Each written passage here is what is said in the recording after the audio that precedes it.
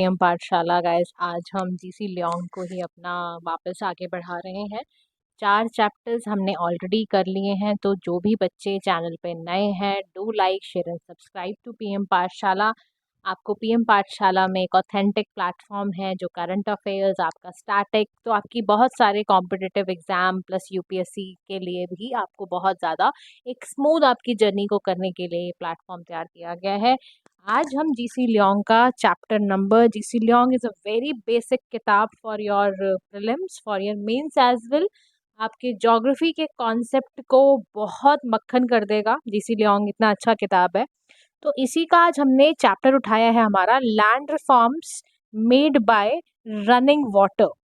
ठीक है, तो इसको हम थोड़ा सा चेकआउट करते हैं कि इस चैप्टर में लैंड फॉर्म्स रनिंग वाटर से कैसे कैसे बन रहे हैं।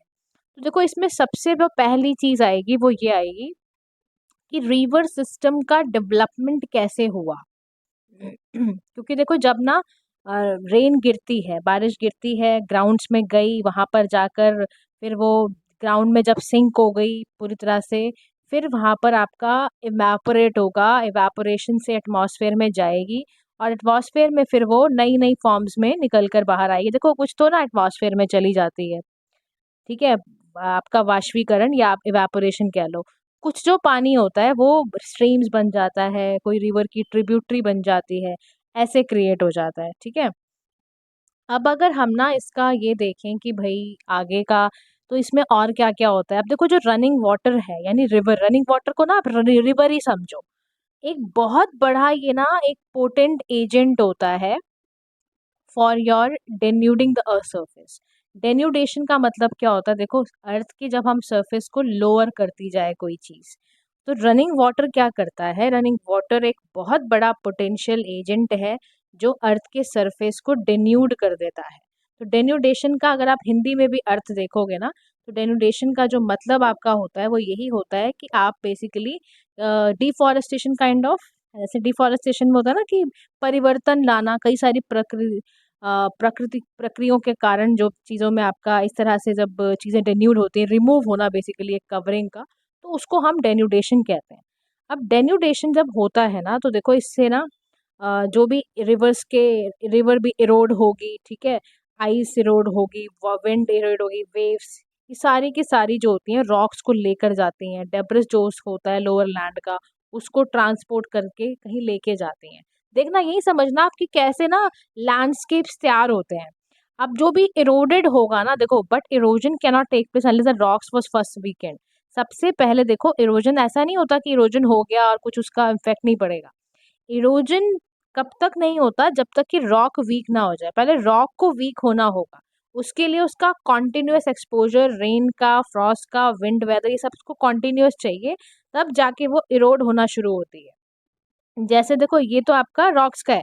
अनलाइक ग्लेशियर्स एंड स्नो, जहाँ पर वो कोल्ड और टेम्परेट एटीट्यूड में रहते हैं, है ना, और वेव्स जो खाली कोस्टल लाइंस पे एक्ट करती हैं, विंड्स एक्ट करती है, which are only efficient in desert. तो इफेक्ट ऑफ रनिंग वाटर क्या होता है? पूरे ग्लोब पर पड़ता है इसका असर। जहाँ पर भी पानी प्रेजेंट होगा, तो रनिंग वाटर आप समझ लो एक सिंगल ऐसा जबरदस्त एजेंट है जो डेन्यूडेशन को करवाता है। तो डेन्यूडेशन इतनी जबरदस्त तरीके से होती है, तो आप समझ सकते हो कि कितना बड़ा रनिंग वाटर एक पार्ट है इस चीज़ का। समझ गए रनिंग वाटर एक कितना इंपॉर्टेंट हिस्सा है।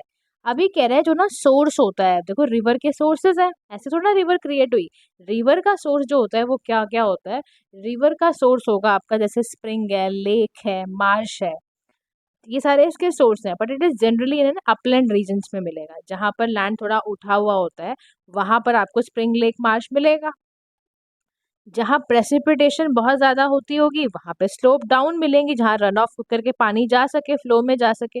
तो अपलैंड लैंड आप समझो कि जो अपलैंड जो पार्ट होता है लैंड का, वो कैचमेंट एरिया होता है किसी भी रिवर का, क्योंकि वहीं पर आपको लेक्स और स्ट्रीम्स देखने को मिलती हैं।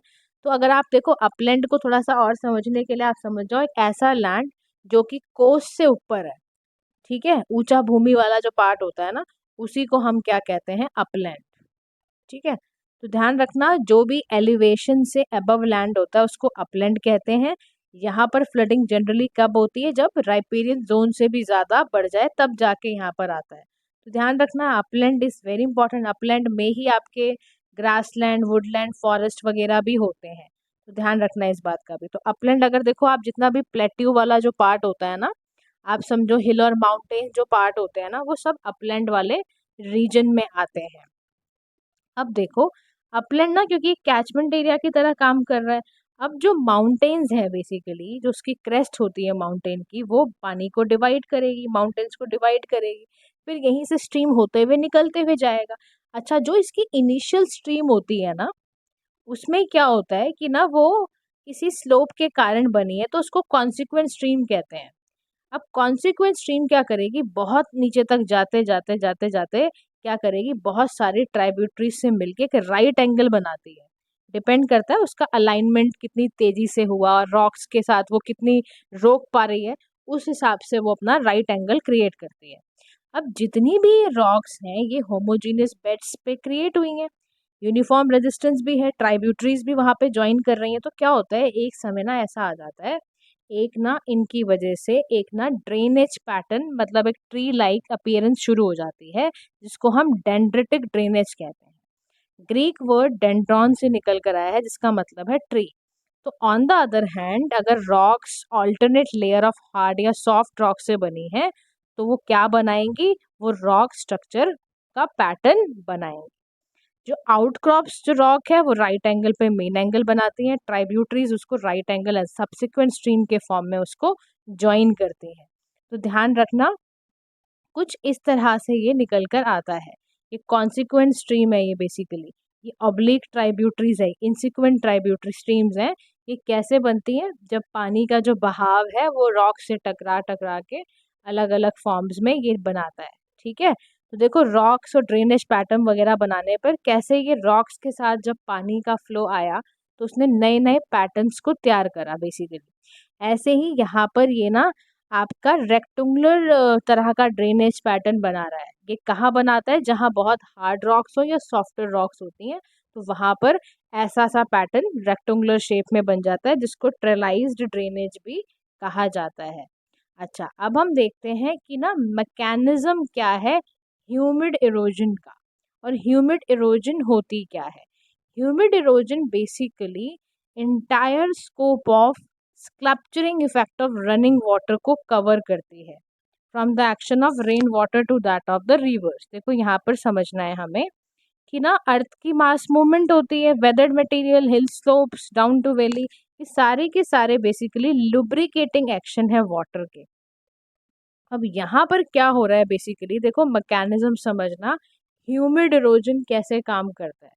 ह्यूमिड नाम से समझ में आ रहा है कि इरोजन जो है वो ह्यूमिड हो गया है, यानी कि यहाँ पर रनिंग वाटर का इफेक्ट पड़ने की वजह से ऐसा हुआ है। अब यहीं पे इसका एक मैटर आएगा मास मूवमेंट का, यानी अर्थ और जितने भी वेदर्ड मटेरियल्स हैं, hill slope down to valley, ये सारे के सारे मास मूव कर रहे हैं, लुब्रिकेटिंग एक्शन हो रहा है पानी का, ग्रेविटी का, और फिर पर्टिकुलरली जहाँ पे स्लोप बहुत स्टीप है, स्लो मूवमेंट भी हो रही है मिट्टी की, हिल स्लोप की, उसको कहते हैं सॉइल क्रीप। अब अगर बहुत सडन मूवमेंट होगी लुब्रिकेटिंग इफेक्ट की वजह से, रेन वाटर की वजह से, तो उससे क्या होगा, अल्टीमेटली लैंडस्लाइड्स आते हैं। दोबारा से समझ लो, बड़ा इंपॉर्टेंट बात बता रही हूँ मैं आपको। लैंडस्लाइड कैसे क्रिएट होते हैं, जब बहुत ज़्यादा क्या हो, लुब्रिकेटिंग यानी रेन वाटर जब बहुत ज़्यादा ना रॉक्स पे पड़ती है, या समझो हिल स्लोप पे पड़ती है ना, तो सडन मूवमेंट होती है उसकी वजह से। इस सडन मूवमेंट की वजह से हमारे को लैंडस्लाइड देखने को मिलता है। कह रहा अगर आप माउंटेनस डिस्ट्रिक्ट में जाओ, जैसे हिमाचल वगैरह हमारा है, उत्तराखंड वगैरह है, जब यहाँ पर आएगा लैंडस्लाइड तो रोड और रेलवे ट्रैक डेफिनेटली कट होगा, स्टीप साइडेड वैलीज भी होती हैं वहाँ पर। ये क्यों बनाई जाती हैं रोड्स और रेलवे ट्रैक्स पे स्टीप साइडेड वैलीज, ताकि लैंडस्लाइड रेलवे लाइंस को, लैंडस्लाइड में ऑब्स्ट्रक्ट रेलवे लाइंस ना, कम्युनिकेशन ख़त्म हो जाएगा, रोड विलेज और लोगों को इससे काफ़ी दिक्कत हो जाएगी। तो माउंटेनस डिस्ट्रिक्ट्स में रोड एंड रेलवे ट्रैक्स को कट किया जाता है थ्रू स्टीप साइडेड वैलीज। ठीक है, क्योंकि यहाँ पे लैंडस्लाइड का एक बहुत बड़ा खतरा रहता है। अभी कह रहे हैं कि ऐसे कौन कौन से एक्शंस होते हैं जिसकी वजह से हमारा ये पूरा का पूरा रिवर एक्शन होता है। कौन कौन से ऐसे प्रोसेसेस हैं जिससे कि रिवर एक्शन में आ जाती है। तो कह रहा है कि जब भी ना पानी का फ्लो बढ़ेगा और पानी के फ्लो में ही जब पानी जब जा रहा होता है तो वो बहुत सारे अपने साथ इरोडेड मटेरियल भी लेके जाता है। उसी से हमारा रिवर का लोड क्रिएट होता है और ये 3 तरीके का होता है। एक वो होता है जो मटेरियल्स इन सॉल्यूशन है, यानी कि वो मिनरल जो कि पानी में डिसॉल्व हो जाते हैं। सेकंड है वो मटेरियल जो सस्पेंशन में काम आते हैं, यानी कि सैंड है, सिल्ट है, मड है, ये सस्पेंड हो जाते हैं पानी में एज अ स्ट्रीम फ्लोज। तीसरा है द ट्रैक्शन लोड, यानी कि कोर्सर मटेरियल। जैसे देखो कोर्स मटेरियल क्या होते हैं, जैसे कंकड़ पत्थर होते हैं, ये भी पानी के साथ ही जा रहे होते हैं, तो ये ट्रैक्शन लोड है। कह रहे हैं ये तीनों वजहों से क्या होता है, रिवर का लोड बढ़ता है। और फिर माना जाता है रिवर का जब लोड बढ़ेगा तो for every square mile of the earth surface more than 200 tons of solid material suspension का हो, more than 50 ton material solutions का हो, ये सारे के सारे मटेरियल हर साल जाते हैं। क्या एग्जाम्पल के फॉर्म में मिसिसिपी जो रिवर है ना, ये इसका half of the size US में ड्रेन हो जाता है। अब इसकी वजह से क्या होता है, यहाँ ड्रेन होने की वजह से जबकि ये ड्रेनेज पैटर्न एक पार्ट आ जाता है ड्रेन करने वाला, वहां पे ना इसकी वजह से क्या होता है 2 मिलियन टन जो इरोडेड मटेरियल है उससे भी ज्यादा वाला वो रिमूव हो जाता है, गल्फ ऑफ मैक्सिको में डेली वो चला जाता है। अब कॉन्सिक्वेंटली क्या होगा, जो रिवर है ना वो लोअर हो जाएगी क्योंकि उसके पास अब ना मटेरियल नहीं है, इरोडेड मटेरियल कम है। अब ऐसे ही जो बहुत तेज फ्लोइंग रिवर्स होती है ना, जैसे इरावड़ी है, इसका ड्रेनेज बेसिन क्योंकि छोटा होता है, तो ये आप समझ लो 400 ईयर्स तक इसको लाइक इसका फुट जो होता है वो इतना रहता है। अब ड्यूरिंग फ्लड क्या होता है, जो रॉक में जो इतने सारे ये डेब्रिस होते हैं ना, इसका कूड़ा कक्कर जो डस्ट वस्ट आ जाता है रिवर में आ जाता है, ये बहुत ज़्यादा होता है। तो आप देखो इससे ना कई सारे we can see this from the mud of that colour, कई कई कलर्स क्रिएट हो जाते हैं। अब यहीं पर वो बता रहा है कि देखो अगर आप ध्यान से समझो, ये ग्रेडेड लॉन्ग प्रोफाइल है जिसमें कि आपको रिवर सेक्शंस के बारे में पता चलेगा। क्या देखो जी, ये अपर कोर्स है। यहाँ पर क्या होता है, अपर कोर्स में आपको गॉज, रैपिड वाटरफॉल्स मिलेंगे, इंटरलॉकिंग्स मिलेंगी, फ्लड प्लेन्स मिलेंगे, वर्टिकल कोरोजन, सारा का सारा एक सिस्टम आपको क्रिएटेड नजर आएगा। अच्छा, इसी में फिर आपका बात आती है, देखो ये कैसे क्रिएट हुआ। कह रहा देखो जनाब, रिवर के पास इतनी एबिलिटी होती है कि वो बहुत सारे मटेरियल्स को अपने साथ लेके जाती है, डिपेंड करता है उसके पास वॉल्यूम कितना है, उसकी वेलोसिटी का फ्लो कितना है, साइज शेप, इसकी वजह से पता चल जाता है। दूसरा, लोड जो मटेरियल वो कर रही है उसका साइज वेट भी होना चाहिए उस हिसाब से। अब इट इज सेड दैट जैसे जैसे ना वेलोसिटी रिवर की डबल होती है ना, तो वो ट्रांसपोर्ट भी 10 टाइम ज्यादा कर पाएगी क्योंकि इसे बहुत तेजी से फ्लो कर रही है रिवर। इसीलिए आपको बिल्कुल सरप्राइज नहीं होना चाहिए कि जो बड़े बड़े नॉर्मल टाइम्स में बुलडोज जैसा ना ये सब बन जाते हैं, बट सीजनल में नहीं भी मूव कर जाते हैं। तो मूवमेंट जो रिवर की है वो इंटरमिटेंट है, कुछ पार्ट में आपको बहुत तेजी से दिखने को मिलेगी, कहीं कहीं पे लेस एक्टिव दिखने को मिलती है। क्यों दिखने को मिलती है, रिवर का फ्लो हर जगह पर सेम नहीं होता, डिफरेंट डिफरेंट होता है। इट ऑल ड्यू टू क्योंकि वहाँ पे उसकी वेलोसिटी, वहाँ पे उसका फ्लो करना, उसका स्पीड, ये सारा अलग अलग, लोड मटेरियल्स कितना है उसके बाद उसकी वजह से सब कुछ अलग अलग होता है। अब इसी में हम देखते हैं रिवर का इरोजन और इसके साथ साथ कौन कौन सी चीजें ट्रांसपोर्ट होकर जाती हैं। कह रहा रिवर्स में इरोजन और ट्रांसपोर्टेशन जो है ना वो साइमल्टेनियसली जाती है। रिवर्स में इरोजन भी हो रहा है, ट्रांसपोर्टेशन भी हो रहा है, और ये दोनों साथ में चलते हैं, ठीक है, इंटरैक्टिंग प्रोसेसेस की मदद से। अच्छा, अब यहाँ पर सबसे पहली चीज आती है कोरोजन और अब्रेशन, यानी ये मैकेनिकल ग्राइंडिंग है रिवर के ट्रैक्शन की, लोड की। ये कैसे चलता है, देखो ये भी एक तरह का इरोड करने का मटेरियल है। ये क्या करता है, मैकेनिकल वे है रिवर ट्रैक्शन का। और बैंक और बेड ऑफ द रिवर ये क्या करता है, रॉक को फ्रेगमेंट करता है against the river of the वोर। और इससे कैसे कैसे ये कोरेजन होता है हम समझते हैं। देखो मैकेनिकल तरीका है, रिवर का ट्रैक्शन लोड और उसके बिहाफ पर बैंक ऑफ द रिवर कैसा है, मतलब यहाँ पर फ्रैगमेंट जाएंगे, कैसे जाएंगे, रिवर के अगेंस्ट वाली साइड पे जाएंगे और बॉटम पे जाके रिवर के उसके साथ ट्रेवल करते हैं। अब दो तरह से होता है, अगर ये इस तरह से इरोड हुई है रिवर, तो यानी कि साइड में इरोजन हुआ है, तो यहाँ से आपको बन के मिलेगा वी शेप्ड वैली। कह रहा है जो आप एक वी शेप्ड वैली देखते हो उसके लिए ये बहुत इंपॉर्टेंट है कि वो क्रिएट कैसे हुई। कह रहा है वो कोरोजन और अब्रेशन की वजह से आपको वी शेप्ड वैली देखने को मिलती है, बन जाती है। मतलब ये ऐसा ना क्योंकि उसके आसपास से फ्रेगमेंट जा रहे होते हैं, रॉक के फ्रेगमेंट जा रहे होते हैं, तो वहां पर आपको देखने को मिलता है। अब अगर हम बात करें कि क्या इंडिया में वी शेप्ड वैली है, तो हाँ बिल्कुल है। कहाँ पे देखने को मिलती है हमें वी शेप्ड वैली? देखो, एक तो ना नॉर्थ और नदर्न स्टेट्स में मिलेगी मिलेगी, नॉर्थ और नॉर्थ के ईस्टर्न वाले पार्ट में आपको मिलेगी मिलेगी, ठीक है। आपने अगर सुना हो ना पचमढ़ी, सुना है पचमढ़ी? ये पचमढ़ी जो है आपका जबलपुर वाला पचमढ़ी, या हिमालयन रिवर्स आपको सबने सुना हो। हिमालयन रिवर्स का जो फ्लो है ना वो डीप वी शेप्ड वैलीज ही बनाता है, फिर फर्दर जाके वो गॉर्ज बनाता है, ठीक है। लेकिन इसका सबसे अच्छा एग्जाम्पल वी शेप्ड वैली का अगर आपको याद रखना है तो वो क्या है? वो है पचमढ़ी जबलपुर वाला, ठीक है। ये ध्यान रखना। एग्जाम्पल में आपको ये भी ध्यान रखना है कि वर्ल्ड लेवल पर आप देखो तो ग्रे एंड जो कैनियंस है ना वो भी आपका एक वी शेप्ड वैली की तरह ही होते हैं। बात समझ गए? चलिए, अब अगर हम वर्टिकल अब्रेशन या कोरेशन की बात करते हैं तो इससे डाउनवर्ड एक्शन होता है, मतलब रिवर के चैनल में डीप जाके डाउनवर्ड एक्शन हो रहा है तो उसको वर्टिकल कोरेशन कहते हैं। अच्छा, दूसरा तरीका क्या होता है? दूसरा तरीका ये होता है कि कैसे इरोड हुआ जाए। तो कोरोजन ऑफ सोल्यूशन में बात की जा रही है कि ये केमिकल है, सॉल्वेंट एक्शन है पानी का ऑन सोल्यूबल और पार्शली सोल्यूबल रॉक, जहां पर जब जब रिवर कांटेक्ट में आती है रॉक्स के तब तब ऐसा केमिकल और सॉल्वेंट एक्शन होता है। एग्जाम्पल के तौर पर जैसे कैल्शियम कार्बोनेट नहीं होता है CaCO3, लाइमस्टोन से चूना वूना बनता है, ये बहुत आसानी से डिसॉल्व हो जाता है और इसका सोल्यूशन रिमूव भी कर सकते हो आप। तो वो कैसे बना? वो इस तरह से क्रिएट होता है। अब हम चलते हैं अपने आगे फैक्टर्स पर, उसमें हम देखेंगे रिवर इरोजन और ट्रांसपोर्टेशन और कैसे होता है। तो तीसरा जो एक्शन होता है वो कैसा होता है?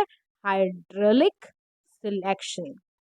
ये भी मैकेनिकल तरीका है। इसमें क्या करते हैं, रिवर का वाटर मैकेनिकल तरीके से अपने आप को लूज करता है, मतलब रिवर के बैंक के अगेंस्ट के अगेरा एक तरह का क्रैक एंड क्रिवाइसिस खोलता है। इससे क्या होता है, रॉक्स होती हैं वो डिसइंटीग्रेट होने लग जाती हैं। जो पानी इतना ज्यादा अब डिसइंटीग्रेट हुआ है, रॉक इससे सॉफ्ट हो जाएंगी, जब इसके कांटेक्ट में आएंगी फ्रेगमेंट उसके लूज हो जाएंगे, तो अल्टीमेटली ये पूरा बैंक क्रिएट कर देती हैं, बैंक और एक बेड बना लेती हैं। समझ रहे हो आप? सॉइल इरोजन ऐसे करता है, मतलब लाइक विंड की वजह से, सॉरी वाटर एक्शंस की वजह से ऐसे ऐसे एक्शंस होते हैं। नेक्स्ट आपका आता है यहाँ पर एट्रीशन। क्या होता है? एट्रीशन का मतलब होता है कि जो भी टाइप का ट्रांसपोर्टेड मटेरियल जाता ही है, भाई पानी के बहाव के साथ वियर टियर होगा ही, जो भी मटेरियल जा रहा है। बात समझ रहे हो? एट्रीशन का मतलब अगर आप देखो अंग्रेजी भाषा में, टेक्निकल मीनिंग इसका क्या होता है? किसी मास ऑफ मूवमेंट की वजह से मटेरियल का ग्रेजुअली रिमूव होना, उसको हम एट्रीशन कहते हैं। समझ रहे हो? मतलब आप, या अगर हम ना अगर इसको फॉर्मल भाषा में देखो तो किसी एनिमी को वीक करना, तो यहाँ पर आप रोल और कोलाइड करते हैं ये मटेरियल सारे के सारे, तो कोर्सर बोल्डर जो होता है वो स्मॉलर स्टोन में बन जाएगा, एंगुलर एजेस आपकी स्मूथ हो जाएंगी और एक छोटे छोटे कंकड़ बना दिए जाएंगे। तो जो फाइन मटेरियल है वो कैरिड आउट होके फर्दर डाउन स्ट्रीम को डिपॉजिटेड कर लेता है। अब हम चलते हैं अपने next part of the topic पे, जिसमें हम बात करेंगे रिवर के कोर्स के बारे में कि रिवर का कोर्स कैसे कैसे होता है। तो रिवर का जो कोर्स है वो 3 डिस्टिंक्ट पार्ट में विभाजित है, डिवाइडेड है। पहला है अपर और माउंटेन कोर्स है, जिसको यूथ वाला रिवर का कोर्स कहते हैं। सेकेंड रिवर का कोर्स होता है मिडल और वैली कोर्स, जिसको मेच्योरिटी वाला स्टेज कहते हैं। थर्ड, जो कि जब रिवर बहुत पुरानी हो जाए, ओल्ड एज हो जाए, तो वो लोअर या प्लेन कोर्सेस पर बहना शुरू कर देती है। अब देखो यहाँ पर कितना सुंदर डीप गॉर्ज बनाया हुआ है, मैं बताती हूँ किस सेंस में कैसे। देखो, जब रिवर यूथ है यानी जवानी में है तो अपर और माउंटेन कोर्स में रहती है। क्यों? क्योंकि यहीं पर आपका वाटर शेड्स होंगे, माउंटेन पे क्रेस्ट पड़ेगा, तो रिवर यहाँ बहुत तेज भागती है। स्लोप भी उसकी स्टीप होती है और वर्टिकल कोरेजन हो रहा होता है यहाँ से। अब यहीं पर वो क्या करती है, वी शेप्ड वैली बनाती है, डीप डीप वैलीज गॉर्जियस तैयार करती है। लेटरल कोलिजन यहाँ पर होता ही नहीं, क्योंकि और कैनॉट टेक प्लेस है ना, कि पेस नहीं होता। सब केस में क्या होता है, रॉक्स बहुत रेजिस्टेंट हो जाती है, वैली बहुत छोटी छोटी होती है, इतनी स्टीप होती है कि गॉर्ज बनता है। कह रहा है जैसे ना इंडस गॉर्ज इन कश्मीर, एरिड रीजन में जाओगे तो वहाँ पानी कम होता है, रेनफॉल क्योंकि कम होती है, तो ये वैली साइड को वाइडन कर देता है। तो रिवर यहाँ पे ना कट कर कर वैली फ्लोर बनाती है, कैनियंस तैयार करती है, जैसे ब्रूस कैनियन है। तो ये सारा कुछ ना ऐसे तैयार करती है बेसिकली। तो आप समझो कि रिवर जब बहुत यूथफुल है तो वो नए नए इस तरह के लैंडस्केप्स को तैयार करती है, ठीक है। अब उसके बाद अगर हम देखते हैं अपना नेक्स्ट पार्ट, एक आउटस्टैंडिंग फीचर, कैनियंस तो एक लैंडस्केप हमने बना ही लिया। अब इससे क्या क्या होता है, जब अपने रिवर अपर कोर्स में है, यानी बहुत तेज भागने वाली है, यूथ वाले पॉइंट में है, ये रिवर कैप्चर भी करती है। इसको हम रिवर पायरेसी या रिवर बिहेडिंग भी कहते हैं। यानी क्या करेगा, इस development is dependent on different rate of back cutting. For example, अगर ना मानो एक साइड जो डिवाइड हुआ हुआ है इज ऑफ ग्रेटर ग्रेडियंट और वहां पर बहुत ज़्यादा प्रेसिपिटेशन होता है, तो वहां पर ऐसा देखने को मिलता है। ग्रेटर इरोसिव पावर होगी, लार्ज करेगा बेसिन पे। स्ट्रीम ए यहाँ पर इवेंचुअली ब्रेकआउट करेगा, डिवाइड एंड कैप्चर करने की कोशिश करेगा, ये सारी चीज़ें करेगा। दूसरा, पायरेसी यहाँ पर अकर होती है, ध्यान रखना। और एल्बो ऑफ कैप्चर बनाता है, मिसफिट बनाता है, बिलो द एल्बो जाके ये नए नए तरीके से बेसिकली लैंडस्केप तैयार करता है। क्या ना, बर्मा में ना, जो आज की डेट में म्यांमार है, अपर सितांग यहाँ पर ना कैप्चर हुआ बाय इरावड़ी, तो उसने जैसे आपका नॉर्थम्बरलैंड बना दिया। ऐसे ही अलग अलग जगह पर इस तरह से ये चीज़ें बनती हैं। रिवर का देखो ये भी एक रूप है जी, रिवर अपने अपने आप में कैसे कैसे नई नई तरीके की स्ट्रीम्स तैयार कर लेती है, before capture and after capturing. अब हम आते हैं नेक्स्ट पार्ट पे, कोर्स ऑफ रिवर पे ही हम एक और चीज़ देखते हैं कि और क्या बनाता है जब अपर कोर्स में होती है। तो रैपिड्स बनाता है, कैटरेक्ट्स, हाँ, और आपके वाटरफॉल तैयार करता है ना। यहाँ पर ना क्योंकि बहुत न्यूमरस माउंटेन कोर्स है, यहाँ पे चेंजेस ग्रेडियंट का बहुत अब्रप्ट हो रहा है, क्योंकि अनइक्वल रेजिस्टेंस है हार्ड और सॉफ्ट रॉक्स का, तो यहाँ पर बेसिकली आपके जंप एंड फॉल स्ट्रीम्स बनेंगी, रैपिड्स बनते हैं यहाँ पर। तो सिमिलर फॉर्म आपके जो प्लेट्यूज के हैं वो आपके क्रिएट यहाँ पर होते हैं, ठीक है। तो ये भी ध्यान रखना आप, ग्रेटर यहाँ पर आपके कैटरेक्ट्स तैयार होंगे। और रिवर जो है plunge down in the sudden fall of some height, से वाटरफॉल कहते हैं।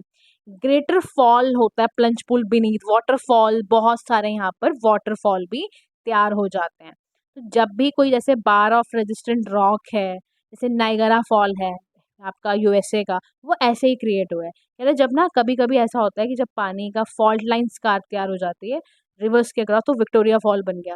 जब पानी बहुत ज़्यादा आपके एजेस में जाके प्लंज कर रहा है, प्लेट्यू बना रहा है, वहाँ पे जाके ग्लेशिएशन हो रहा है, तो वहाँ हैंगिंग वैली बन रही है। तो कह रहा है इस वजह से देखो, जब रिवर अपर कोर्स में है तो कितने सारे लैंडस्केप्स को अलग अलग फॉर्म में तैयार कर रही है। अब क्या हुआ, रिवर थोड़ी सी मिडिल एज में आ रही है, मिडिल और वैली कोर्स, यानी इसमें लिटरल कोरेशन रिप्लेस हो जाता है, little tends to replace vertical corrosion. अभी तक वर्टिकल कोरोजन में था, बूढ़ी हो रही है रिवर, अभी लेटरल कोरोजन होगा, यहाँ पर एक्टिव इरोजन होने लग जाता है, वी शेप्ड वैली वाइडन होने लग जाती है, पानी का वॉल्यूम तो इंक्रीज करता है जिसकी वजह से वो ट्राइब्यूटरीज वगैरह में चलने लगती है, रिवर का लोड बढ़ जाता है, प्रीडोमिनेटली ट्रांसपोर्ट करने लग जाती है, बहुत सारे डिपोजिशन जो डाउन स्ट्रीम वाले पर है वहाँ पर इंटरलॉकिंग शुरू हो जाती है, रेन वॉश, सॉइल क्रीप, ये सारे के सारे ग्रेजुअली वैली को काटते हैं, ब्रॉडन करने लग जाते हैं। यहाँ पर एक अलग ही मामला चलना शुरू हो जाता है, यहाँ पर डेब्रिस चाले बाहर बाहर भागेंगे, मतलब फ्लो आपका यहाँ पर अलग तरीके से है, क्योंकि तो यहाँ पर आउटस्टैंडिंग जो फीचर है वो सबसे पहला क्या होगा, मीएंडर्स, यानी जब पानी का flow under gravity straight for any long distance भाग रहा है तो विंडिंग जो कोर्स है वो डेवलप होगा, इरेगुलरिटी आएगी ग्राउंड फोर्स की, ग्राउंड पर है ना, मेंडर्स तैयार होगा, इसको विंडिंग रिवर बेसिकली कह रहे हैं हम। उसके बाद यहाँ पर आता है मेंडर, जैसे आपके एशिया माइनर में है। अब यहाँ पर आएगा नेक्स्ट आपका रिवर क्लिफ बनना, स्लीप ऑफ स्लोप्स बनना। तो जब पानी का फ्लो पी क्यू हो जाता है और ये बेंड कर जाता है रिवर्स में, it dashes straight into Q. फिर पानी का जो पाइलअप है outside the bend because of centrifugal force की वजह से ना पानी का जो भाव है वो आउटसाइड द बेंड जाएगा। तो जैसे जैसे आपका करंट बढ़ेगा, आप पॉजिटिव मोशन बढ़ेगा, तो यहाँ पर ये बहुत तेजी से क्या होगा, मेंडर्स तैयार होने शुरू हो जाएंगे और इनकी ये शेप ऐसे बनने लग जाएगी। बात समझ रहे हो? तो फ्लो देखो यहाँ पर ना बता रहा है, कह रहा देखो जो ये पी क्यू है ना, वो फ्लो ऑफ आपका वाटर है, और जो आर एस है, देखो this is P Q, this is R S. R S क्या कर रहा है, बॉटम करंट है, कह रहा है इसकी वजह से क्या हुआ, मिडिल रिवर ने मेंडर्स तैयार कर लिए, ऐसे तैयार करा मेंडर्स। देखो क्रॉस सेक्शन मेंडर तैयार होने लग गए करंट और इनके फ्लो की वजह से। फिर इंटरलॉकिंग स्पर्स क्या होता है, जब स्ट्रीम बहुत फ्लो में है, मेंडर्स धीरे धीरे माइग्रेट कर कर इंटरलॉकिंग स्पर में कन्वर्ट होने, मतलब अंडरकट होना शुरू हो जाते हैं मिडिल कोर्स में। बिगिनिंग में तो ऐसा होता है, डाउन स्ट्रीम जाते जाते इंटरलॉकिंग बनने लग जाता है, लोअर कोर्स में जाते जाते तो आप समझो मेंडर फुल्ली डेवलप होना शुरू हो जाता है। अब हम चलते हैं इसके नेक्स्ट कोर्स में कि रिवर का तीसरा कोर्स क्या है। रिवर का तीसरा कोर्स है आपका लोअर और प्लेन कोर्स, यानी यहाँ पर रिवर जो है डाउन स्ट्रीम जा रही है, मतलब लेवल प्लेन का हैवी हो रहा है, डेब्रिस धीरे धीरे कम होते जा रहे हैं अपर कोर्स से, वर्टिकल कोरोजन बिल्कुल खत्म हो गया है, लेटरल कोरोजन बहुत ज्यादा होता जा रहा है क्योंकि रोड करेगा ना वो बैंक्स को फर्दर। तो जो पानी का वर्क है वो मेनली डिपोजिशन का हो चुका है, यहाँ पर क्रिएट होगा अब फ्लड प्लेन्स, क्योंकि जो वॉल्यूम ऑफ वाटर है वो अब अपना मिल गया, ट्राइब्यूटरी से मिल गया, मेन स्ट्रीम ज्वाइन कर लिया, तो यहाँ पर धीरे धीरे कोर्स मटेरियल कम हो गया, फाइनल सिल्ट भी डाउन चली गई माउथ ऑफ द रिवर की तरफ, तो लार्ज शीट मटेरियल का बन जाएगा, और बनते बनते वो एक ऐसा प्लेन एरिया तैयार अब करना शुरू कर देगा। तो सबसे पहले ये क्या बनाता है, फ्लड प्लेन बनाएगा। जैसे ही रिवर लोअर कोर्स में घुसी, क्योंकि अब डस्ट मटेरियल लोड रिवर का खत्म होता जा रहा है, तो वो जब ट्राइब्यूटरीज में पानी भी गिराते हुए जा रही है, वैसे ही इसके सारे डिपोजिशंस खत्म होते जा रहे हैं। अब बनाएगी ये सबसे पहले फ्लड प्लेन। रिवर जब अपने लोअर कोर्स में होती है तो ये बहुत सारे सेडिमेंट्स भी लेकर आती है, तो स्पोरेडिक फ्लड वगैरह की वजह से पूरे लो लाइंग एडजेसेंट एरिया में फैल जाती है, तो यहाँ पर फर्टाइल फ्लड प्लेन बनने लग जाते हैं। और यहीं पे फिर क्या होगा, डिपॉजिट जितने भी मटेरियल है ना वो सॉइल को भी बहुत अच्छा मैच्योर करते हैं, नरिश कर देते हैं, तो उससे फ्लड प्लेन तैयार हो गया। आर्टिफिशियल एम्बैंकमेंट तैयार कर सकते हो, लेवी तैयार कर सकते हो, रिस्क फ्लड की कम हो जाती है यहाँ पर, है ना, ये सब चीज़ें क्रिएट होने लग जाती है। कह रहे एग्जाम्पल के तौर पर आप देखो, when they can no longer be pressure, जब फ्लड वाटर का खत्म हो जाता है ना, तो बैंक का ब्रस्ट, ये डैमेजिंग प्रॉपर्टी, ये सब चीज़ें भी खत्म होने लग गई धीरे धीरे। अब यहीं पे जो best known river for flood is the हुआंगो, यहाँ पे बता रहे हैं, चाइना का सौरो कहते हैं इसको, मिलियंस हैव बीन पेरिश, बहुत पैसा खर्च होता है इसका। तो फॉर एग्जांपल 1852 में हांगो में ने अपने ब्रीच करा था बैंक, इससे बहुत लोगों की डेथ हो गई थी। तो ड्रेनिंग के समय पे रिवर जब कोर्स डाइवर्ट करती है ना, तो भी बहुत खतरा होता है। देखो वो रिवर्स हमेशा बेकार होगी जो अपने कोर्स बार बार डाइवर्ट करती है, कभी अपर में बन गई, कभी लोअर में चली गई, कभी ऐसे नहीं, वहां पर वो सौरो ही बन गया। जैसे कोसी रिवर ना बहुत बार बार चेंज करती है ना, तो आपके बिहार के लिए वो अभिशाप की तरह रहती है। अच्छा, जब अब पानी लोअर कोर्स में है तो ये ऑक्सबो लेक भी बनाएगी। कैसे बनाएगी, जैसे मिसिसिपी का जो बेसिन है वो कट ऑफ हो जाता है, मतलब लोअर कोर्स में आके मेंडर आपको बहुत दिखने लग गए। अब इसके ना कॉनकेव बैंक बहुत रैपिडली इरोड होता जा रहा है, होता जा रहा है, होता जा रहा है, तो एक सर्कल बना लेगा। अब जब river around the neck of the loop एक सर्कल बना रही है, तो एक वो क्या कर रही है, ऑक्सबो लेक तैयार कर रही है। तो रिवर देन मतलब ऑक्स, समझ रहे हो ना ऑक्सबो कैसे वो उसकी शेप होती है, वो उससे आपको ये तैयार करना शुरू कर देती है। अब देखो इंडिया में, मुझे आप भी मैं आपसे सवाल करती हूँ कि इंडिया में ऑक्सबो लेक आपको कहाँ देखने को मिलती है, क्योंकि फॉर्मेशन तो मैंने आपको बता दी कि ऐसे यू शेप्ड की हो जाती है ऑक्सबो लेक, क्योंकि यहाँ पर जो है ना आपका ऑक्सबो लेक में बेसिकली कॉन्टिन्यूस इरोजन और डिपोजिशन की वजह से बना है ये। तो during course of time Mendhar जब लूप कट करके, समझ रहे हो, तो वहां से ये आपका ऑक्सबो लेक बनती है। मतलब आप समझो कि अभी मेंढर ऐसे ऐसे बन रहा था ना, अब पता है क्या होगा, ऐसे करके लूप कट करके, this is a loop cutting and this is how it is forming. तो समझना चाहिए क्या है ये, ऑक्सबो लेक है। अब उसके बाद हमारे पास फॉर्मेशन होती है, हम अब देखेंगे लोअर कोर्स में आने के बाद